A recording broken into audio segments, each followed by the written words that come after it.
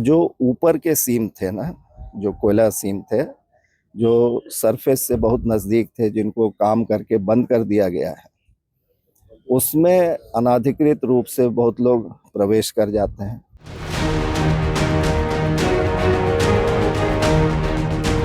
প্রায় 6 বছর পুরনো কয়লা কাণ্ডে গত বৃহস্পতিবারই ইডির তৎপরতা দেখা গিয়েছে। আর এর মধ্যে ইসিএল এর সিএমডি মেনে নিলেন খনি থেকে কয়লা চুরি চলছে। तो जो ऊपर के सीम थे ना, जो कोयला सीम थे, जो सरफेस से बहुत नज़दीक थे, जिनको काम करके बंद कर दिया गया है, उसमें अनाधिकृत रूप से बहुत लोग प्रवेश कर जाते हैं।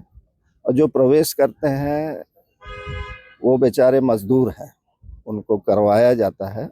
यह उचित नहीं है, क्योंकि वो जान जोखिम में डाल करके वहाँ से जो बचा कुचा कोयला निकालते हैं, और वो ही एक तरह से कोयला चोरी में, या जिसको हम लोग कहते हैं इलीगल माइनिंग का रूप लेता है। यहाँ पर खतरे से खेलते हैं, और जिसके लिए खेलते हैं उनको ऐसा नहीं करना चाहिए। मेरा यह है, उनको अगर कोयले की आवश्यकता है उनको ईसीएल से लेना चाहिए। সিএমডির দাবি, কয়লা চুরির অভিযোগে গত বছর প্রায় 4000 মামলা হয়েছে। কয়লা চুরির সঙ্গে জড়িতদের 832 জনের নামে মামলা হয়েছে। ধরা পড়েছে গাড়িও। চলছে ইডি সিবিআই তদন্ত। প্রশ্ন উঠছে, তাহলে কি সর্ষের মধ্যেই ভূত? বস্তুত কয়লা চুরি চক্রে এর আগে একাধিক কর্তা ব্যক্তির নাম জড়িয়েছে। मान में ऐसा कोई नहीं है, जरूर पहले आया हुआ होगा, है ना। आज जब भी समाज में कोई दुष्प्रभाव होता है तो उससे बहुत लोग जुड़ जाते हैं, लेकिन आज हमारे ईसीएल के ऑर्गेनाइजेशन में ऐसे कोई लोग नहीं है। এই অবস্থায় খনি শ্রমিকদের একাংশ অভিযোগ করেছেন, কয়লার সঙ্গে ছাই মেশানো হচ্ছে। কয়লার সঙ্গে ছাই মেশাবেন আর কয়লা বিক্রি হবে? হাজার হাজার টন ছাইকে আপনারা মিশিয়ে দিয়েছেন কয়লার সাথে।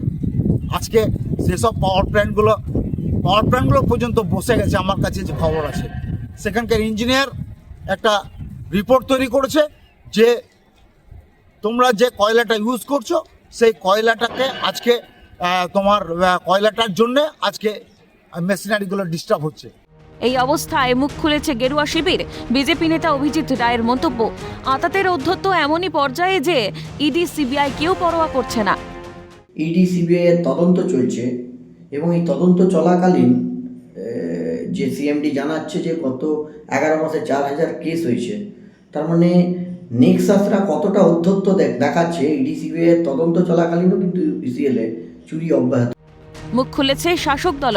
ইসিএল এর এই অবস্থার জন্য কেন্দ্রকে দোষে তৃণমূলের পশ্চিম বর্ধমান জেলা সভাপতি নরেন চক্রবর্তীর মন্তব্য, সিএমডি কথাই শোনে না। একদম কেন্দ্রীয় সরকারের দুর্বলতা। আমি তো নিজে একটা মিটিং এ প্রস্তাব দিয়েছিলাম যে প্রত্যেকটা জায়গায় একটা করে রাস্তায় ইয়ে করা হোক, ওই কি বলে ওটাকে,